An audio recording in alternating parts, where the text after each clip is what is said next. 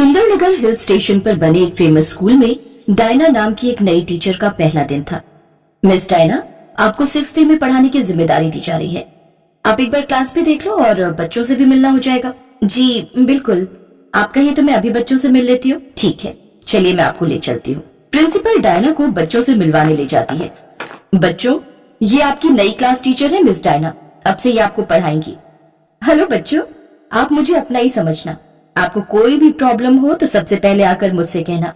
मैं आपकी टीचर होने के साथ साथ आपकी बड़ी सिस्टर जैसी हूँ। पर मिस डायना, मेरी बड़ी सिस्टर तो पूजा दीदी है। ओह अच्छा, तुम्हारी दीदी का नाम पूजा है। Good good. मिस डायना, मुझे लगता है बच्चे आपके साथ जल्दी ही घुल मिल जाएंगे। आपका नेचर बहुत अच्छा है। हमें आप जैसी ही एक मिलनसार टीचर की तलाश थी। Thank you ma'am. प्रिंसिपल के जाते ही मिस डायना के व्यवहार में अचानक बदलाव आ गया। वो बच्चों के साथ सख्ती से बात करने लगी। ध्यान से कान खोलकर सुन लो। अब से जैसा मैं कहूंगी आप सबको वैसा ही करना है। मैं जहां ले जाऊंगी आप सबको मेरे साथ जाना होगा। इसमें समय की कोई पाबंदी नहीं होगी। मैं आप सबको आधी रात में भी पढ़ने के लिए बुला सकती हूँ। पर मैम, रात में तो कोई स्कूल नहीं खुलता। रात में तो अंधेरा होता है, हमें रात को डर लगेगा। मेरे साथ होते हुए तुम्हें किसी से डरने की जरूरत नहीं है। तुम सब इस हॉस्टल में पढ़ने के लिए आए हो। बस अब सब पढ़ाई शुरू कर दो, क्योंकि तुम सबको बहुत अच्छे नंबरों से पास होना है। डायना ने स्कूल में आते ही बच्चों को पढ़ाना शुरू कर दिया। उसकी पढ़ाने की शैली अनोखी थी। वो दिन के साथ साथ रात में भी सबके सोने के बाद तक बच्चों को क्लासरूम में बुलाकर पढ़ाती रहती। प्रिंसिपल तक ये बात पहुंची तो उसने डायना से इस बारे में बात की। मैडम, सुना है आप बच्चों को रात में भी पढ़ाती हैं। ये तो यहाँ का कोई रूल नहीं है। मैडम, मेरे पढ़ाने के अपने रूल हैं। मैं अपने रूल्स खुद बनाती हूँ। आपको तो बच्चों के रिजल्ट से मतलब होना चाहिए। अगर आपको लगे कि मैं बच्चों पर मेहनत नहीं कर रही हूँ और उनका रिजल्ट अच्छा नहीं रहा है, तो आप बेशक मुझे इस बात के लिए मना कर सकती हैं। अगर उसके बाद भी आपको लगे कि बच्चों को रात में पढ़ना ठीक नहीं है, तो मैं यहाँ से चली जाऊंगी। ठीक है, हम बच्चों के रिजल्ट आने तक इंतजार करते हैं। डायना जानती थी कि उसे क्या करना है। उसने बच्चों को खूब सख्ती से पढ़ाना शुरू किया और बच्चों का रिजल्ट अच्छा आया है। ये देखकर प्रिंसिपल के पास डायना को कुछ कहने के लिए शब्द ही नहीं थे। उस दिन के बाद से प्रिंसिपल ने डायना को कुछ कहना बंद कर दिया। अब डायना बच्चों को रात में ही पढ़ाती थी। डायना की देखा देखी प्रिंसिपल ने अब और भी टीचर्स को बच्चों को रात में पढ़ाने की सलाह दी। अब रोजाना ही ऐसा होने लगा। बच्चे रात को स्कूल में पढ़ते थे और सुबह के समय गहरी नींद में अपने कमरों में सो जाते थे। इस वजह से बच्चों के और जो क्लास टीचर्स थे वो बहुत परेशान रहने लगे। तब डायना ने उनसे कहा, ये परेशानी मेरे कारण आई है, क्योंकि मैं रात में पढ़ाती हूँ। आप सब टेंशन मत लो। आप अपनी क्लास के बच्चों को मेरी क्लास में छोड़ दिया करो। मैं सब बच्चों को एक साथ पढ़ाऊंगी। वैसे भी प्रिंसिपल मैडम तो अपने रूम में जाकर सो जाती हैं। उन्हें कुछ पता नहीं चलेगा और आप सबको पढ़ाने से छुट्टी भी मिल जाएगी। आइडिया तो अच्छा लग रहा है डायना मैडम। कितने टाइम से हम लोग रोजाना बच्चों को पढ़ाते हुए थक गए। ठीक है, तो आज रात से हम अपने स्टूडेंट्स भी आपकी क्लास में छोड़ जाएंगे और हम आराम से सो सकते हैं ना? हाँ बिल्कुल, आप अपने कमरों में आराम से जाकर सो जाओ। रात में बच्चों को मैं पढ़ा लूंगी। चलो बच्चों, आप मेरे साथ मेरी क्लास में चलो। डायना अपनी क्लास के साथ साथ और सभी बच्चों को भी पढ़ाने लगी। धीरे धीरे बच्चों के साथ अजीब घटनाएं घटने लगी।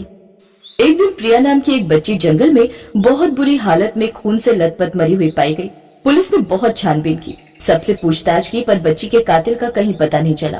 उस दिन के बाद से स्कूल से बच्चे गायब होने लगे और किसी को कुछ पता नहीं चलता कि वे कहाँ चले गए। पुलिस बच्चों की खूब छानबीन करती थी, पर बच्चों की बॉडी तक का पता नहीं चलता था। कुछ समय के लिए ये सब घटनाएं होनी बंद हो गई। इधर प्रिंसिपल ने डायना को रात में क्लासेस लेने के लिए मना कर दिया।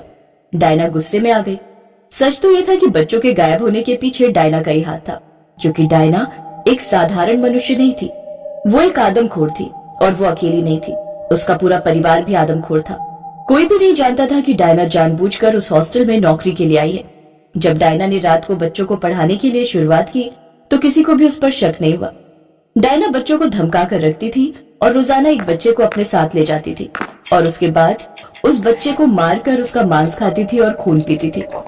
अभी तक जितने भी बच्चे गायब हुए थे उन सब बच्चों को डायना ने मार दिया था, पर कुछ दिनों से उन्होंने किसी भी बच्चे को नहीं खाया था। इस वजह से वो और उसका परिवार मांस और खून को तरस रहे थे। इसलिए आज डायना का शिकार पूजा की छोटी बहन खुशी थी। पर फर्क इतना था कि आज डायना खुशी को रात की जगह दिन में ही बहला फुसला कर अपने साथ ले गई। इधर पीछे से खुशी की बहन पूजा उसे मिलने आ जाती है। बच्चों, क्या तुम बता सकते हो मेरी छोटी बहन खुशी कहाँ मिलेगी? दीदी, डायना मैम उसे अपने साथ जंगल में ले गई है। रिया रोते हुए डायना की सच्चाई पूजा को बता देती है। दीदी, डायना मैडम ने हमें मना किया है।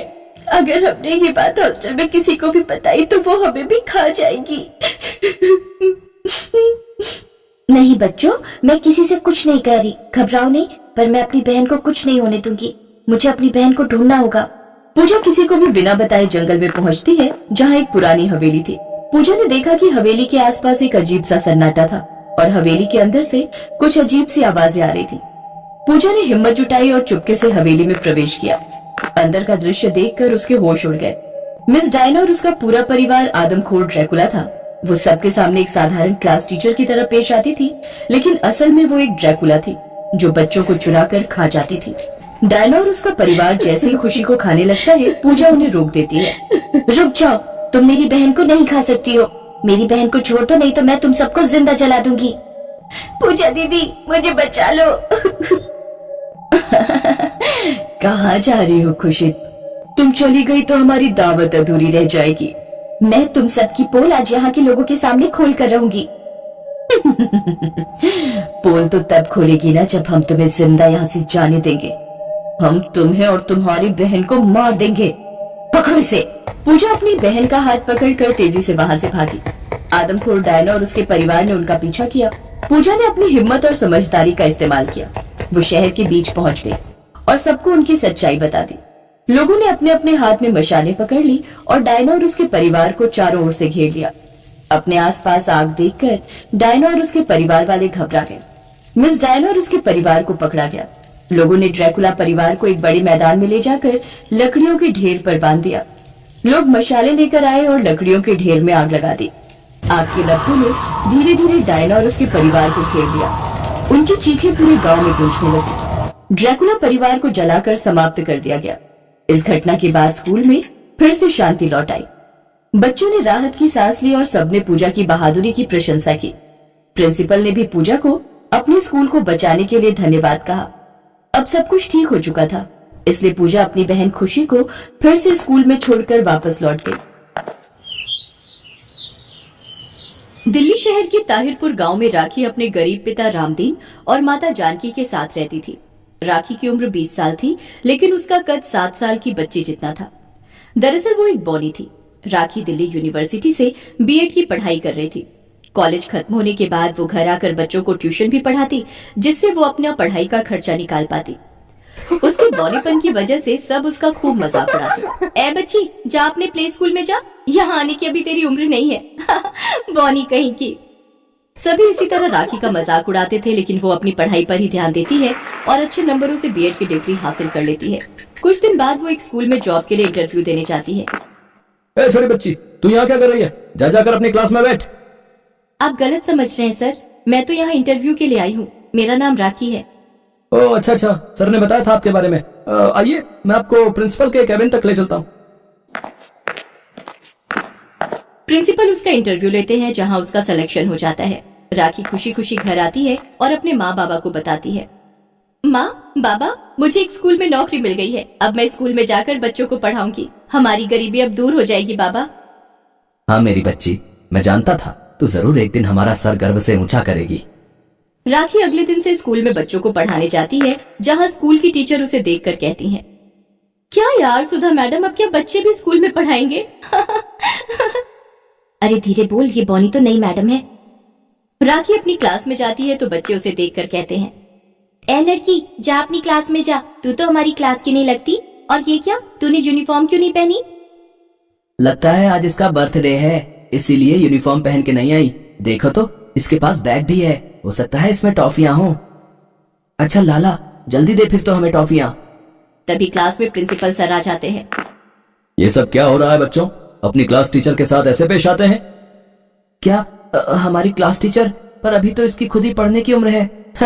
लगता है इसकी मम्मी ने बचपन में इन्हें बॉर्नवीटा नहीं पिलाया। सर, इन मैडम को ब्लैक बोर्ड तक पहुंचने के लिए तो सीढ़ी की जरूरत होगी ना? बच्चों, मैडम की सिर्फ हाइट ही कम है, लेकिन इनका दिमाग चाचा चौधरी जैसा तेज है। मैडम, आज से ये आपकी क्लास है। ये कहकर प्रिंसिपल वहाँ से चले जाते हैं। राखी कुर्सी पर बैठकर बच्चों को पढ़ाने लगती है। मैडम, आप तो हमें दिखाई ही नहीं दे रही। ऐसा लग रहा है जैसे टेबल के नीचे कोई टेप रिकॉर्डर बज रहा है। बचपन से लेकर बड़े होने तक अपना मजाक बनता देख राखी को बहुत गुस्सा आता है। अब उसके बर्दाश्त की सीमा पार हो चुकी थी। बचपन से आज तक बस यही सोचती रही कि कुछ बन जाऊंगी तो लोग मेरे बौनेपन का मजाक बनाना छोड़ देंगे, लेकिन लगता है ये दुनिया ऐसे नहीं मानेगी। हम इनके साथ जितना भला बनकर रहेंगे उतना ही ये दबाती जाएगी। इसके बाद राखी का एक अलग ही रूप देखने को मिलता है। वो अब बच्चों के साथ सख्ती से पेश आने लगी। उसका मजाक उड़ाने पर वो बच्चों को डंडे से मारने लगी। मेरा मजाक उड़ाएगा तू? हाँ, इधर आ, आज तो तुझे अच्छे से सबक सिखाऊंगी। नहीं मैडम, हमें छोड़ दीजिए, हम आज के बाद आपका मजाक नहीं उड़ाएंगे। तुम लोगों के इतने कम मार्क्स, अब तुम लोगों की सजा ये है कि जिन भी बच्चों के मार्क्स आज कम आए हैं वो टॉयलेट एरिया साफ करेंगे। अब राखी का अत्याचार बच्चों पर बढ़ते ही जा रहा था और उसके डर के मारे बच्चे किसी से कुछ कह भी नहीं पा रहे थे, क्योंकि वो उन्हें फेल करने की धमकी देती थी। फिर एक रोज प्रिंसिपल ने उसे बच्चों को मारते हुए देख लिया। उन्होंने राखी को खूब डांट लगाई। तब सब बच्चों ने प्रिंसिपल को सारी बात बताई। प्रिंसिपल उसे नौकरी से निकालने की धमकी देते हैं। फिर राखी को अपनी गलती का एहसास होता है और वो फूट फूट कर रोती है और रोते हुए कहती है, तो मेरे साथ किसी ने कौन सा ठीक किया? जब मैं सबके साथ अच्छे से रही तब भी तो सबने मेरे बौनेपन का मजाक उड़ाया। बचपन से लेकर आज तक सबकी बातें ही सुनती आई हूँ। अब मेरा कद बौना रह गया तो इसमें मेरी क्या गलती? यहाँ आई तो यहाँ की टीचर्स और बच्चों ने मेरा मजाक उड़ाना शुरू कर दिया। अरे मुझे भी तो बुरा लगता है, कद छोटा है तो क्या हुआ, हूँ तो मैं भी इंसान ही ना। उसकी बातें सुनकर प्रिंसिपल टीचर के साथ साथ सब बच्चों की आंखों में आंसू आ जाते हैं और सब उससे अपने किए की माफी मांगते हैं। फिर सब ठीक हो जाता है। अब कभी भी कोई उसका मजाक नहीं उड़ाता, ना ही राखी अब कभी बच्चों पर अत्याचार करती और राखी सभी बच्चों को बहुत प्यार करती। तो दोस्तों, कैसी लगी आपको हमारी ये स्टोरी? कमेंट बॉक्स में जरूर बताइएगा।